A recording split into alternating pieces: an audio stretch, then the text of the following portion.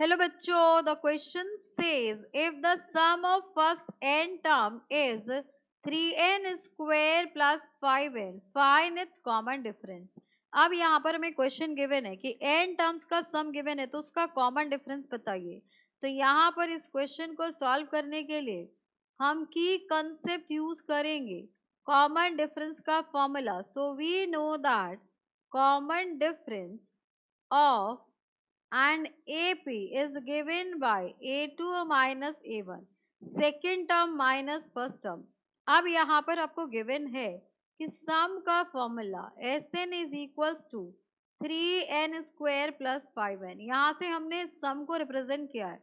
अगर हम S1 की बात करें so S1 for n equals to 1 is equals to A1 हो जाएगा। S1 आपका फर्स्ट टर्म ही हो गया तो A1 will be equals to 3 multiplied by n is 1 का स्क्वायर प्लस 5 इंटू यहाँ पर 1 आ गया।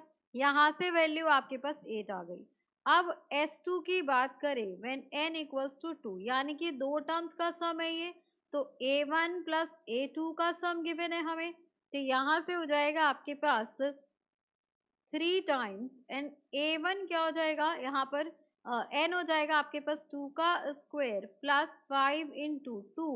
सो this will be equals to 2 2 4 4 3 12 plus 10। तो A2 S2 आपके पास आ गया यहाँ पर 22। अब यहाँ से हम क्या फाइंड आउट कर सकते हैं, यहाँ से हम A2 फाइंड आउट कर सकते हैं। हमें पता है कि A1 प्लस A2 ये हमें 22 गिवन है और A1 की वैल्यू भी हमें 8 गिवन है।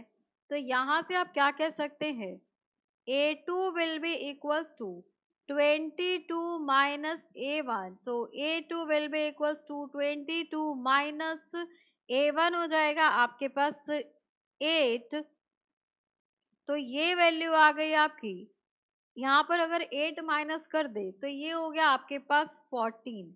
अब A2 भी आ गया, A1 भी आ गया। अब हम कॉमन डिफरेंस की बात करें so D will be equals to A2 minus A1। Again D will be equals to 14 minus A1 आपके पास 8 गिवन है। तो यहाँ से हो गया आपके पास ये वैल्यू आ जाएगी आपकी 6। So for this question D is equals to 6 which is our final answer.